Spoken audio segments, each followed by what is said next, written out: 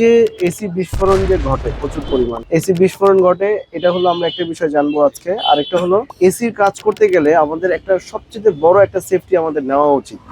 অনেক সময় আমরা কম্প্রেসারের ভিতরে যখন আমরা কাজ করি, দেখা গেছে যে আমার রোটারি কম্প্রেসারটা নিচে থাকলো, আমি এইভাবে দাঁড়িয়ে কিন্তু কি করলাম, কম্প্রেসারের উপর থেকে টার্মিনাল পিন গুলো চেঞ্জ করলাম, অথবা আমি কম্প্রেসারটা স্টার্ট করলাম। তো যখন আমি এই কম্প্রেসার গুলা বা এগুলো যখন এখানে স্টার্ট করি, তখন যদি কন্ডেন্সারে ময়লা থাকে তাহলে গ্যাসের প্রেসার কি হবে? বাড়বে।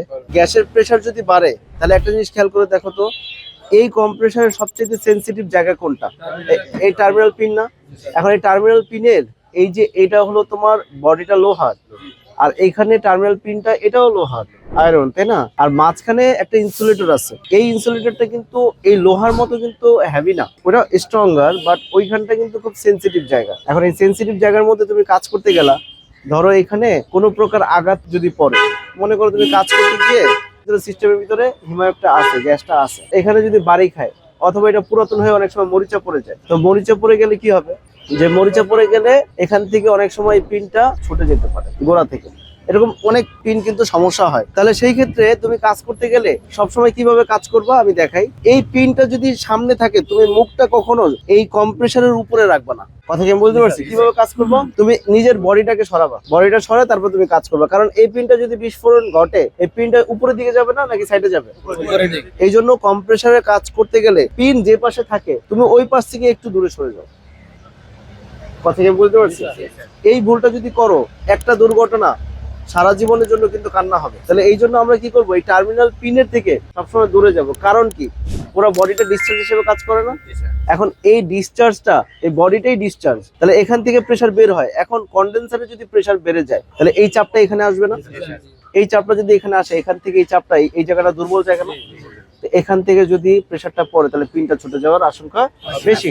কম্প্রেসার টার্মিনাল পিন কিন্তু বিস্ফোরণ ঘটে, কম্প্রেসার টার্মিনাল কিন্তু ছুটে যায়, ভেঙে যায়। এই টার্মিনাল কিন্তু এখানে মরিচা পড়ে ডিসকানেক্ট হয়ে যায়, এখান থেকে লিকেজ তৈরি হয়। পুরাতন এসির ক্ষেত্রে তোমার কাছে তো ভাই নতুন এসি আসবে না, নতুন এসি আসবে?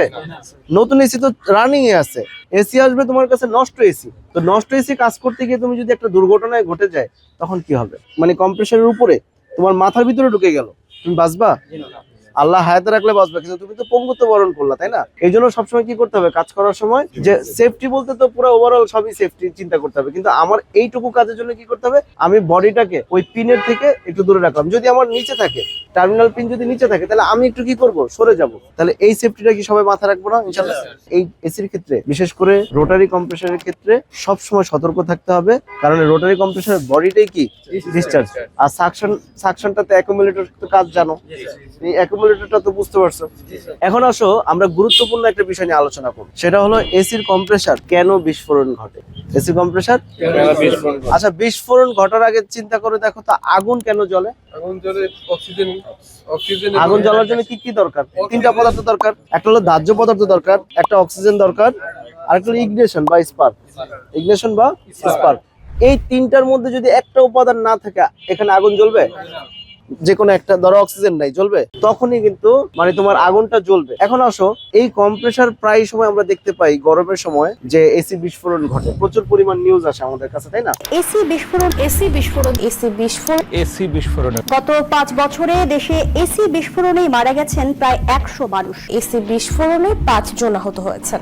এখন বিস্ফোরণটা কেন ঘটে, এই যে প্র্যাকটিক্যালি দেখো, এখানে এই যে কম্প্রেসারটা যখন সিস্টেমে কন্ডেন্সারে ময়লা জমে, তখন কি প্রেসার বেড়ে যায়। প্রেসার বাড়লে প্রেসারটা কোথায় থাকে?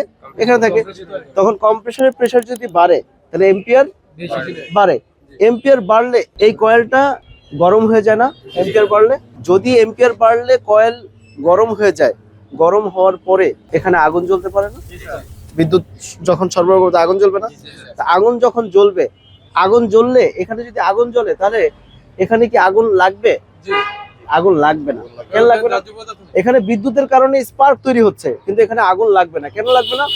কারণ হলো এখানে অক্সিজেন নাই। কারণ সিস্টেমে গ্যাস চার্জ করার পূর্ব শর্ত কি? ভ্যাকুয়াম বাধ্যতামূলক। বাধ্যতামূলক কিনা? তাহলে সিস্টেমের ভিতরে যদি আমার বায়ু না থাকে সারাদিন আগুন লাগলেও এখানে কি তোমার আগুন জ্বলবে? যদি এখানে সারাদিন যদি বিদ্যুতের কারণে যে স্পার্ক তৈরি হয়, আগুন লাগবে? লাগবে না। তাহলে আমাদের দেশে যে কাস্টমাররা আছে তারা অল্প টাকা দিয়ে কাজ করাতে চায়, তখন কি হয়, ভ্যাকিউম করা হয় না, টেকনিশিয়ানরা তাড়াহুড়া করে কাজ করে। ভ্যাকিউম না করার ফলে কি হয়, ভিতরে সিস্টেমের ভিতরে তোমার বাতাসটা ঢুকে থাকে, অক্সিজেন ঢুকে থাকে। এখন অক্সিজেন আছে, আবার হিমায়ক যেটা আছে, যেমন তোমার R32, তারপর হলো R290, এই হিমায়ক যেগুলো আছে এগুলো কি তোমার ধার্য পদার্থ। 32 যদিও ধার্য, তার ধার্যতা একটু কম, তারপরেও একটু ধার্য। তো এই হিমায়কটা যখন সিস্টেমের ভিতরে থাকলো, যদি ভ্যাকিউম করা থাকে জীবনেও কিন্তু কম্প্রেসার বিস্ফোরণ ঘটবে না। এখন খেয়াল করো, এই কম্প্রেসারের ভিতরে যখন সিস্টেমের ভিতরে হিমায়কটা থাকে, এখানে থাকে না, তাহলে অক্সিজেন আর হলো ধার্য পদার্থ যে হিমায়কটা, এই দুটাই এখানে আছে। খেয়াল করে দেখো, এখন লাগবে কি, স্পার্ক লাগবে। এখন স্পার্কটা কখন লাগলো, যখন প্রেসারটা বাড়বে, এম্পিয়ারটা বাড়বে।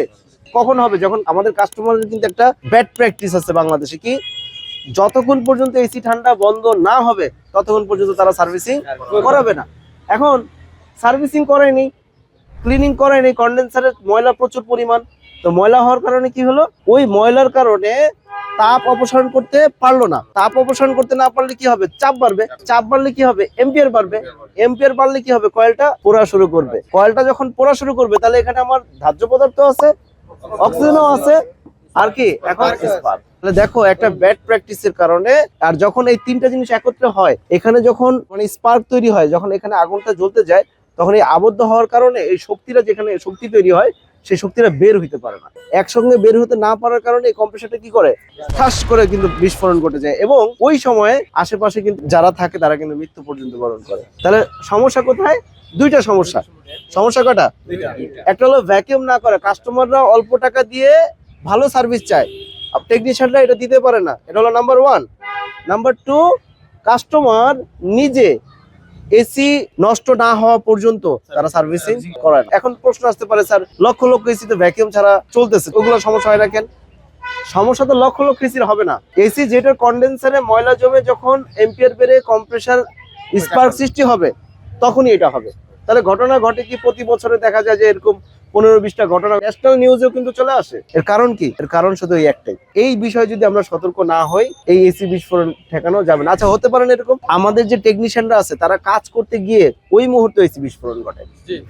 কারণ তুমি একটা জিনিস চিন্তা করো, হাই এম্পিয়ার নিতেছে, ধরো ক্যাপাসিটার নষ্ট, এম্পিয়ার হাই নেবে না? আচ্ছা, এম্পিয়ার যদি হাই নেয় তখন কি হবে, কয়েলটা পুড়ে যাবে। ওই সময় তোমার সামনেই ঘটনাটা ঘটলো, তখন কি হবে, তাই না? এই জন্য এসির কাজ করার সময় মাথায় রাখতে হবে যেন আমি সতর্কভাবে কাজ করব। কারণ এসি বাংলাদেশে যারা ব্যবহার করে তারা বেশিরভাগ মানুষ সচেতন না। এখন এটা তোমাদের একটা দায়িত্ব, এই সচেতনতা বৃদ্ধি করার জন্য।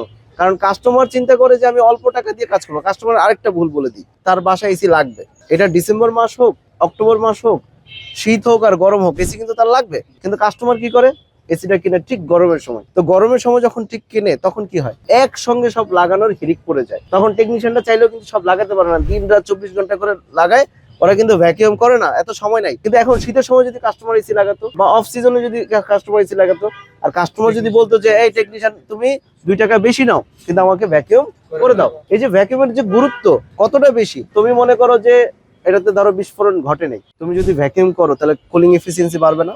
ঠান্ডার যে দক্ষতা, এটা বৃদ্ধি করার জন্য হলেও তো আমাকে ভ্যাকিউম করতে হবে।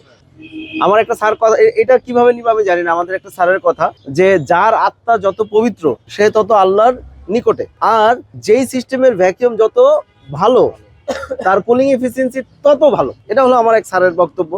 তাহলে আমাদের মেইনলি হলো, যদিও এটা তোমরা অন্যভাবে নিবা না, মেইন কথাটা হলো কোনটা, যে ভ্যাকিউমের গুরুত্বটা কতটা বেশি। ক্লিয়ার? আশা করি তোমাদের মাথায় এই জিনিসটা ঢুকছে। ধন্যবাদ।